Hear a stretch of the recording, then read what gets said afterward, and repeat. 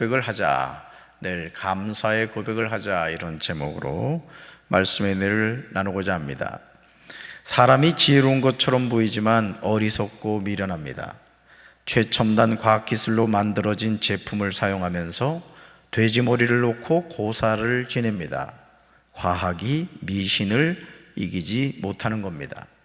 하나님은 인정하지 않으면서 돼지머리 앞에서 복을 빕니다. 얼마나 어리석고 미련한 행동입니까? 그런데 정말 이상한 점은 이런 행동에 관하여 사람들이 뭐라고 비난하지 않는다는 겁니다. 돼지머리에 수표나 지폐를 물려야만 자신이 하는 사업이 앞으로 잘 될 거라고 확신을 합니다. 얼마나 바보 같은 생각입니까? 우리 주변에 사람이 만들어 놓은 우상 앞에 복을 비는 이들이 많습니다. 시편 135편에서 시편 기자가 지적하고 있듯이 열국의 우상은 은금이요 사람의 손으로 만든 것입니다. 입이 있어도 말하지 못합니다. 눈이 있어도 보지 못합니다. 귀가 있어도 듣지 못합니다. 그들의 입에는 아무 호흡도 없습니다. 너무도 당연한 결과가 아닙니까?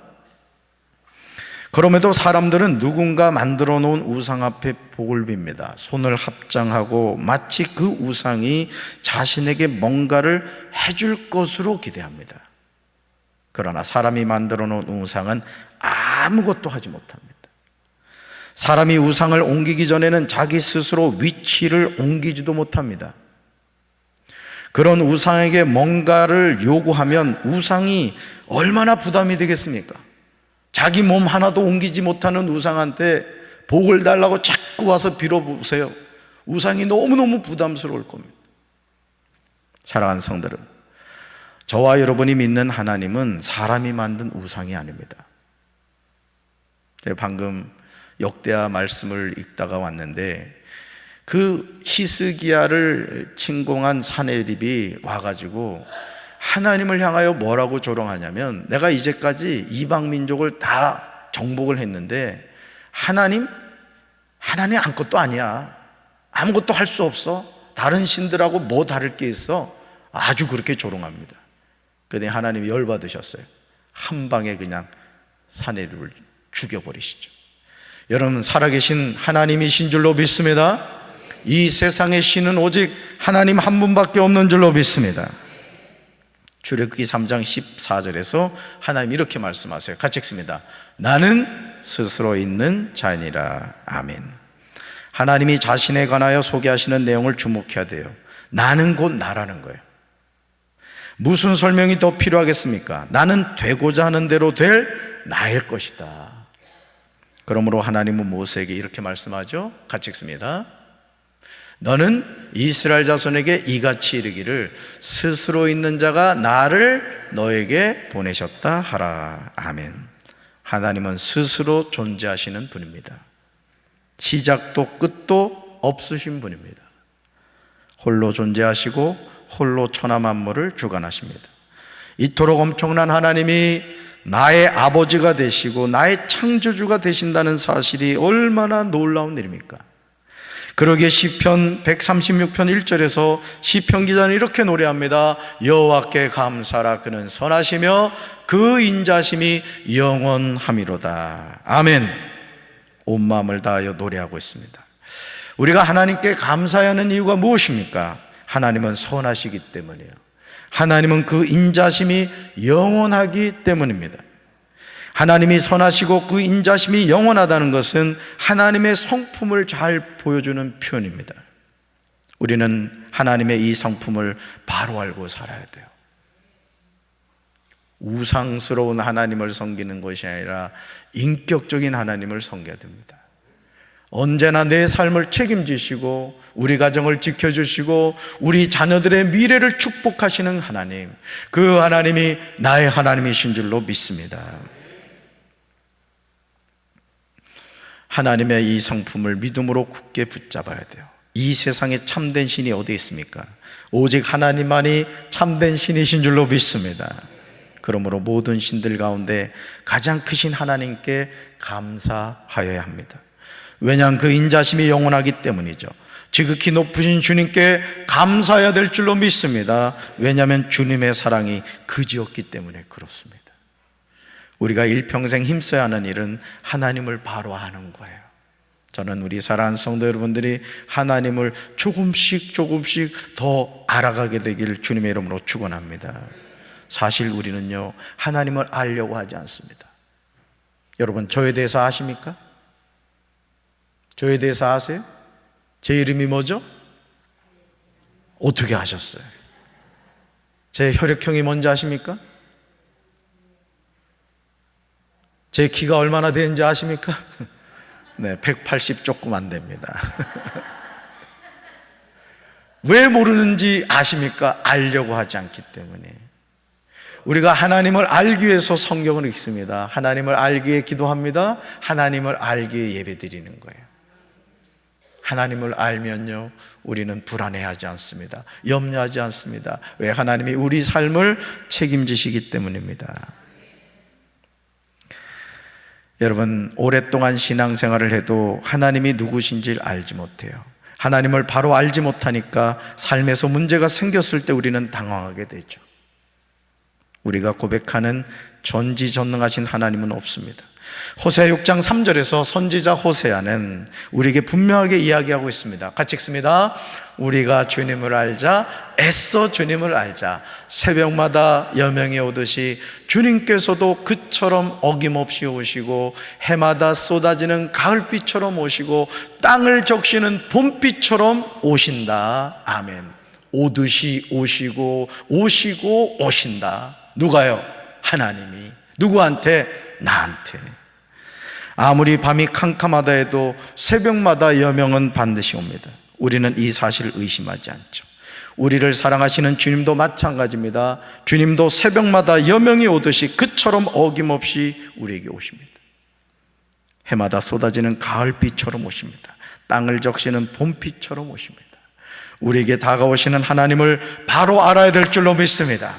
여러분, 하나님은 어떤 분이십니까? 하나님은 홀로 큰 기사를 일으키시는 분입니다. 그러기에 우리는 하나님께 감사해야 됩니다. 하나님의 인자하심이 영원하기 때문입니다. 하나님은 어떤 분이십니까? 지혜로 하늘을 만드신 분입니다. 그러므로 우리는 하나님께 감사해야 됩니다. 왜냐하면 그 인자하심이 영원하기 때문입니다. 이분이 누굽니까? 나의 아버지가 되십니다. 하나님은 어떤 분이십니까? 하나님은 땅을 물 위에 펼쳐 놓으신 분입니다. 그러므로 우리는 하나님께 감사해야 합니다. 그 인자심이 영원하기 때문입니다.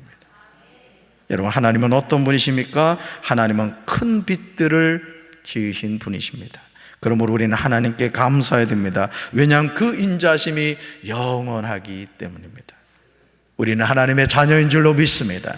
하나님은 어떤 분이십니까? 낫을 다스릴 해를 지으신 분이십니다. 우리는 하나님께 감사해야 됩니다. 왜냐하면 그 인자심이 영원하기 때문입니다. 하나님은 어떤 분이십니까? 하나님은 밤을 다스릴 달과 별을 지으신 분입니다. 그러므로 우리는 하나님께 감사해야 됩니다. 왜냐하면 그 인자심이 영원하기 때문입니다. 시편 136편에 나오는 감사의 고백이 끊어지지 않고 계속해서 이어지는 것을 보게 됩니다. 저는 우리 사랑하는 성도 여러분들이 죽을 때까지, 하나님 부름 받을 때까지 감사합니다, 감사합니다. 내 평생을 돌이켜 봤을 때 제가 하나님께 고백할 수 있는 유일한 단어는 감사입니다. 이 고백을 할 수 있게 되기를 주님의 이름으로 축원합니다. 사랑하는 성도 여러분, 참된 감사는 조건이 아닙니다. 읽습니다. 감사는 하나님을 기억하는 것입니다. 아멘. 누가 효자가 됩니까? 누가 효녀가 됩니까? 부모님의 은혜를 기억하는 아들이 효자가 됩니다. 누가 효녀가 됩니까? 부모님의 은혜를 기억하는 딸이 효녀가 되는 겁니다. 누가 하나님의 자녀가 됩니까? 하나님이 내 삶에 베풀어 주신 은혜와 사랑을 기억하는 자녀가 하나님의 자녀가 되는 줄로 믿습니다. 하나님이 나에게 어떤 분이신가를 알게 되면 우리는 하나님께 감사하지 않을 수가 없습니다. 그러므로 우리는 일상생활에서 감사의 고백을 하면서 살아야 할 줄로 믿습니다. 오늘 장대웅 전사님이 사무실을 갔더니 여러분들이 했던 숙제를 이렇게 저한테 정리해 줬어요. 어떤 분들은 너무 쓸 것이 많아가지고 빈 종이로 내신 분들이 있더라고. 너무 쓸 것이 많아서. 저는 그 마음이 이해가 되더라고. 그래서 좀 읽히더라고. 빈 종인데 여러분 마음이 읽히더라고. 대단한 목사님이지. 그런데 부득불 쓰신 분들이 있더라고. 어떤 권사님이 이렇게 종이까지 붙여가지고 이렇게 쓰신 분도 있어요. 여러분, 이 마음을 평생 잊지 마십시오. 하나님이 베풀어 주신 은혜를 기록할 줄 알고 기억할 줄 아는 성도가 되시길 바랍니다. 이제 우리는 시편 136편 23절을 믿음으로 고백하면서 하나님을 기억해야 됩니다. 같이 읽습니다. 우리가 비참한 처지에 있었을 때 우리를 기억하신 분에게 감사라. 그의 사랑은 영원하다. 아멘. 가슴에 손 얹겠습니다. 하나님, 우리나라가 얼마나 가난했습니까? 일제 36년, 동족 상장 간의 6.25 전쟁, 아무것도 남지 않는 우리 조국이 OECD 국가에 가입했고 경제 대국이 되었습니다. 배고파서 먹을 것이 없었던 우리나라가 이제는 살을 빼겠다고 다이어트 식품이 유행을 하고 있습니다. 하나님 아버지, 이런 축복을 주신 하나님께 감사를 드립니다. 하나님의 은혜를 잊어버리지 않게 하시고 늘 기억하며 살아가는 저희들 되게 하옵소서. 이 시간 우리가 하나님 베푸신 은혜에 감사하여 우리 울림 오케스트라가 정성을 다하여 찬양으로 영광을 돌립니다. 그리고 하나님께서 아버지 부름받은 사람들을 통하여 자기 입술로 감사의 고백을 할 것입니다. 저는 그 고백이 진실되게 하시고 하나님 영광 받아 주시옵소서. 예수님 이름으로 간절히 축복하며 기도합니다. 아멘.